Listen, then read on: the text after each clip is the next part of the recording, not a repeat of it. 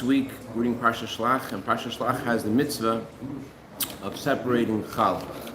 Whenever you make dough, make a certain amount of dough, you have to separate some of the dough and give it as a gift to Hashem. The way you give it to Hashem is by giving it to the Kohanim. The Kohanim, the priests, have they're considered Shulchan Rachmana, emissaries of Hashem. By giving it to them, it's like giving it to Hashem. And now, because we don't have a way to purify the dough in the way that the Kohen could benefit from it, so we burn it, but we still separate the Challa. So today we're going to learn about the inner meaning of this mitzvah. And in this week's Torah portion, right after the mitzvah of Challa, in that same Torah portion, we have the prohibition of idolatry. And the question is, what's the connection between Challa and idolatry? So the Talmud says, right, as brought down in the commentaries, that anyone who keeps this mitzvah destroys idolatry. Anyone who does not keep this mitzvah sustains idolatry. Idolatry and the mitzvah of Challa are in sync. If you keep Challa, it's like you're destroying idolatry. If you don't keep Challa, it's like you're sustaining idolatry. If you neglect this mitzvah, if you nullify this mitzvah, it's like you're creating idolatry. And if you keep this mitzvah, you negate idolatry. Now, there is other commandments the Torah equates with idolatry. But the Torah uses a different kind of language and all other things that compares to idolatry. It says anyone who keeps this commandment, it's as if he denies idolatry. Anyone who does not keep this commandment, it's as if he agrees with idolatry, agrees with worshiping idols. But here the Talmud changes from its usual words, and it says, "Kol hamakayim avodah zarah kilu kol hamakayim mitzvah kilu bitl avodah zarah kol hamavatl mitzvah kilu kim avodah zarah." It phrases it in a very unusual way. It sounds like it's saying that the idolatry is already there, and if you keep the mitzvah of Challa, you're destroying the idolatry.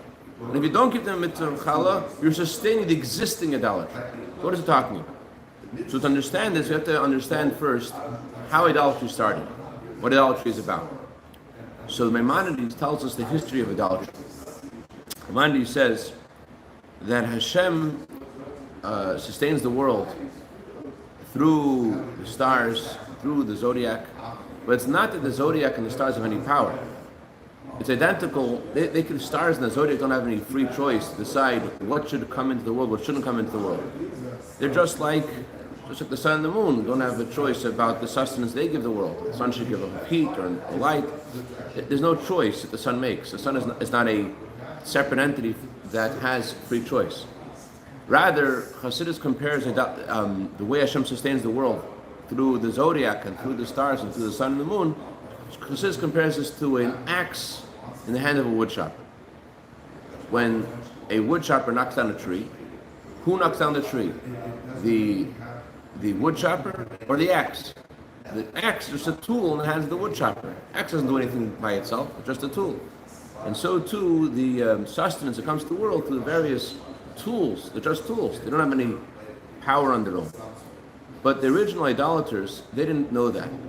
They thought that because the sustenance in the world comes through these stars, they thought that they have some kind of free choice.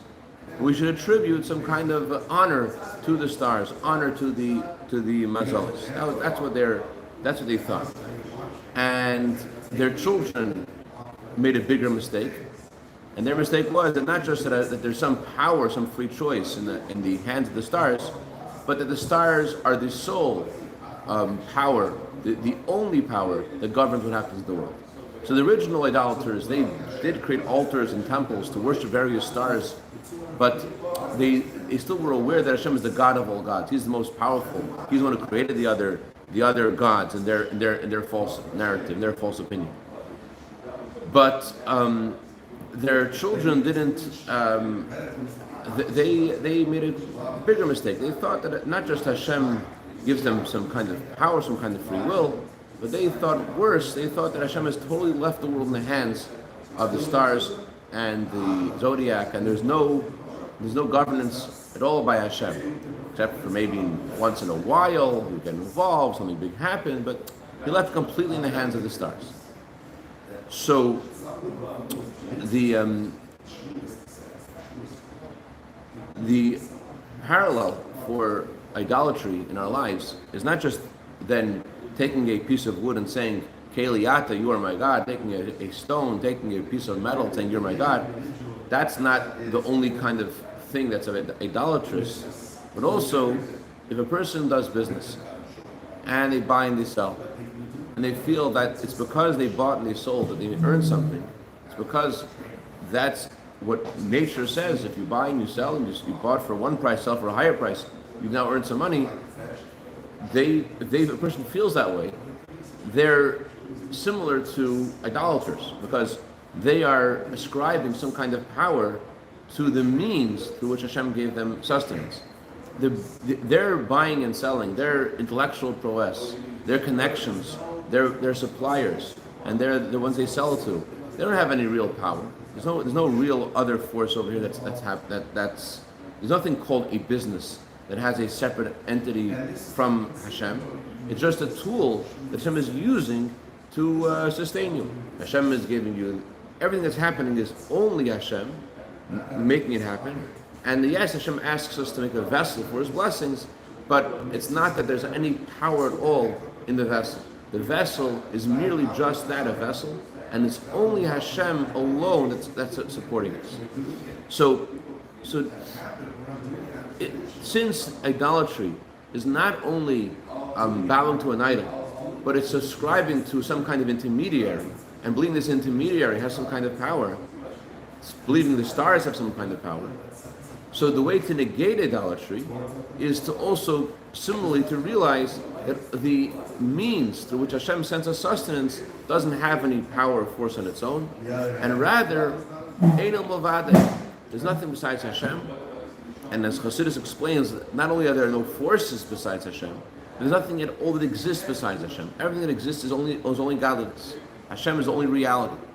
And so the way that a person expresses his faith in Hashem is by separating some of his dough and giving his dough to Hashem. How? Dough and challah and bread aren't just items that belong to us, but bread represents all of human needs.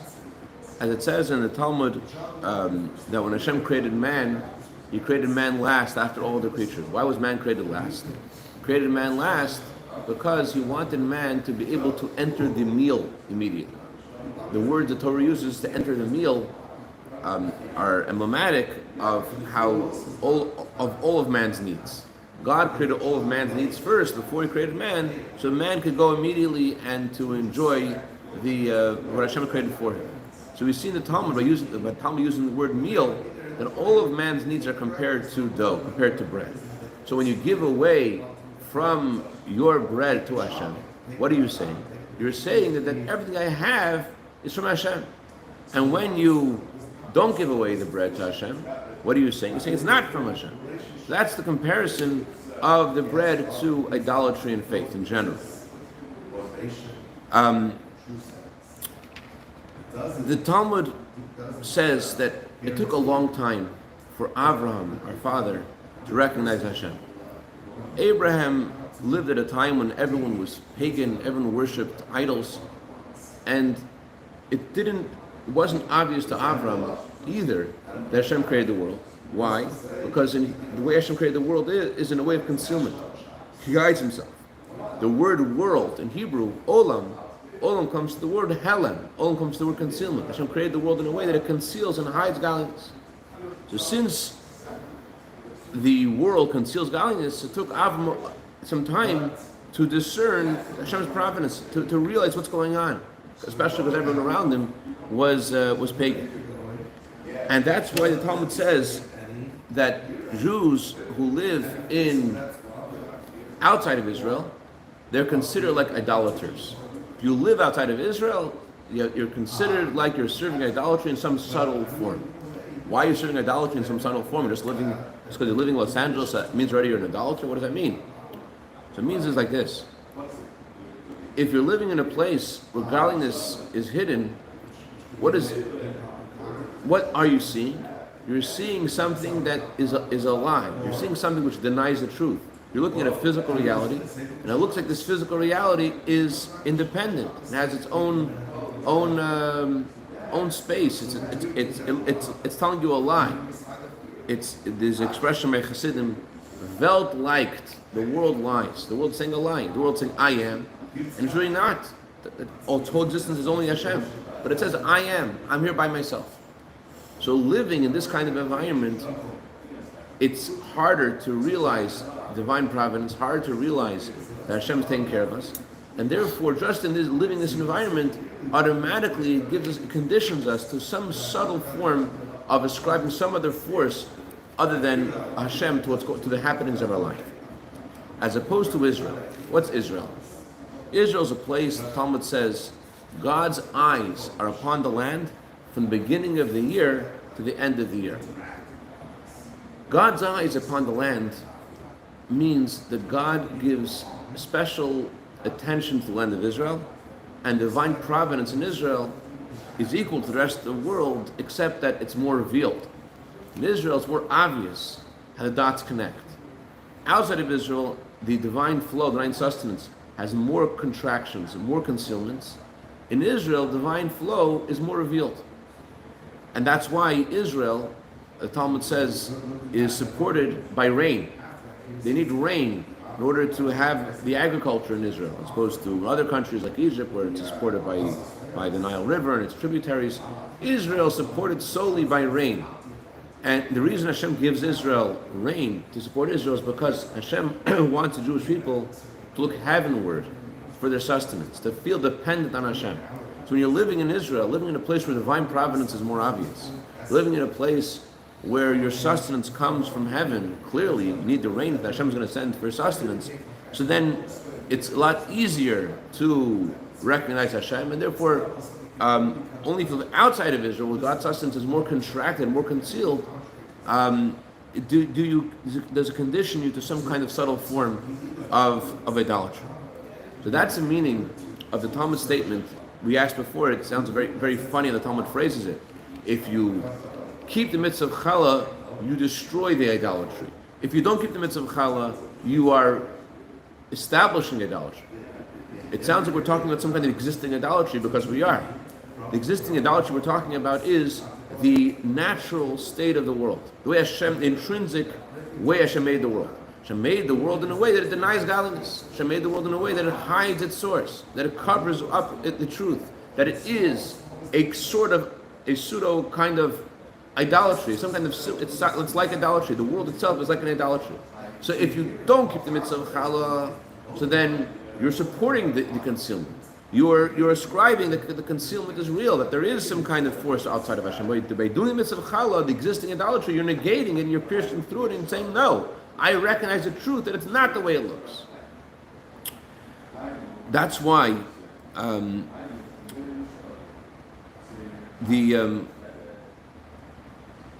Rashi, when he explains this mitzvah, he notes that the Torah compares this mitzvah of Challa to the mitzvah of separating truma, mitzvah of giving a percentage of your field of the grain to a kohen. Rashi says there's a similarity. What's a similarity? Similarity is there's no biblical amount you're obligated to give to a kohen. There's no defined amount. There's no amount. Give anything you want. So Rashi says the same as with the mitzvah of Challa. Challa has no amount. There's no prescribed amount of how much you have to give. Why is there no prescribed amount? Rashi continues. He says there's no biblical amount. However, there is a rabbinical amount. If you're a baker, you have to. If you own a bakery, so you have to give a percentage of 1/48 of your dough to the kohen. If you are not a baker, you're just making bread at home, you have to give a 24th of your dough to Hashem. But biblically, there's no amount. Why is no amount biblically? There's no amount biblically because faith and idolatry have no number, no quantifying number. We find a halachic reflection to this idea. Avodah Zarah is something which the tiniest amount of it is considered idolatry. There's no shear, there's no amount to a forbidden substance that was used for idolatry. Because idolatry is something which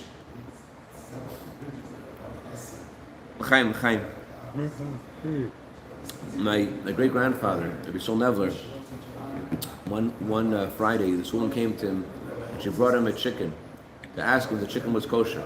She took the chicken home and she saw something in the chicken. She was wondering if it's kosher. She takes the chicken. Don't try this at home, folks. The chicken, the dead chicken, and he starts jumping on it. And he says, "You are not kosher. You are treif. You are treif. You are treif." Treif. And she looks at him as if he fell off the moon. Like, what are you doing? He said, "It's a little bit treif, but I want you to know a little bit treif is chazer treif. A little bit treif is absolutely like chazer. It's the worst kind of treif. A little treif is total treif. So too with idolatry. If you have in your mind something, you subscribe some other force to creation, it could be that it's not a complete idolatry, but a little bit of idolatry is idolatry.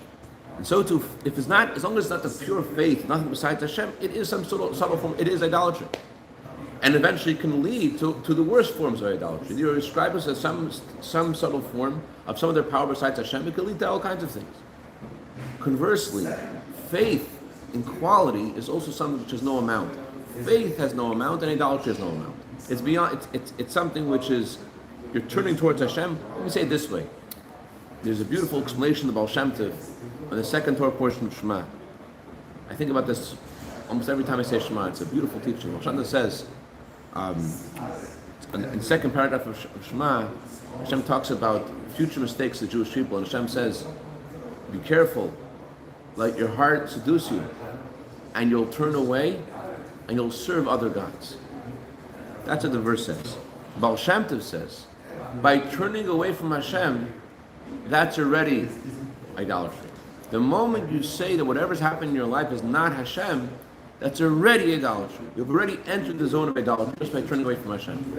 By saying it's not Hashem, that's already idolatry. Understand? As soon as you turn away from Hashem, that's already, if you say this happened, but it wasn't Hashem who did it, doesn't matter. Whatever you say it happened, however you say it happened, you say any kind of reason why it happened, any part of what happened, it wasn't Hashem, any part of what's going on is not Hashem doing it, that's Avodah Zarah. Therefore, there's no biblical commandment. There's no biblical command of how much you have to give Challa, because Challa is faith, and faith has no number, and idolatry has no number. However, Rashi adds, the sages did give a number. The sages gave a number that if you are a businessman who owns a bakery, you have to give 1/48th, and if you are a private baker, you have to give 1/24th. What's that mean? Chachamim, word Chacham means the wise man, but this means in the realm of wisdom, in the realm of your mind, then there is a number. There are bigger mistakes and there are smaller mistakes. If we're talking about what's beyond logic and reason, the faith itself, how it's beyond logic, there's no number. But if you're talking about the faith, how it trickles down into your psyche and how you think and how your perspective is in the world, then there are larger mistakes and there are smaller mistakes. If you're talking about the essence of faith, the essence of faith doesn't have a number. And what's the number? So very, very interesting. A businessman has to give less dough to the Kohen, and a private baker has to give more to the Kohen. Why? Who is more prone to make a mistake? So Chassidus says, if you're making the bread at home, and so you're not a businessman, you're just going to the store, you're buying the dough, and you're making it at home, you don't really have to think it through, you don't have to really question the whole system, the whole process. You're not trying to think about getting a cheaper flour and a better flour and then your competitors, and you don't notice as much the divine providence of what's going on. However, when you're a businessman and you have to deal with the competition and you have to go through the whole process, you have to order from here and order from there, and you're going through businessman, Chassidus says, when you're in business, you see divine providence clearly. When you're in business, you see openly and clearly Hashem takes care of you. Someone who's studying Torah all day doesn't see Hashem's providence so clearly because he's not looking at the events of the world so much. Nowadays, fortunately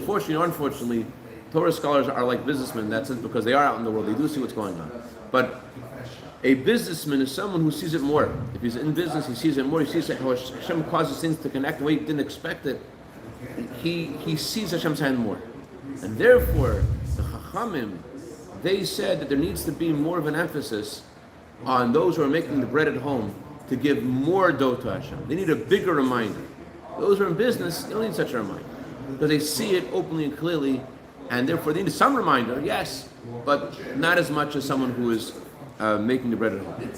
So that's the basic message the Torah is giving us this week in the mitzvah of Challa, is to realize that absolute faith that whatever's going on in our life is only because of Hashem's providence. The more we think about this, the more we feel this, calmer we are. The more in a state of tranquility we are. This mitzvah removes the idolatry of the world. This mitzvah is not just a physical one; it's a spiritual one. That when we give to Hashem, whatever we're giving to Hashem, it helps align us with the reality of what we have. When you give away to Hashem, whatever you're giving Shlach also. Whenever you give to Hashem, it aligns you with who you are and what you know, and it strengthens you, prepares you for the coming Mashiach, and we'll see with our eyes how Hashem takes care of every detail that's going on in the world. We should see it happen immediately. Thank you, Mamish. L'chaim, l'chaim. Any questions, comments? Amen. All right, take care. Will they change the current?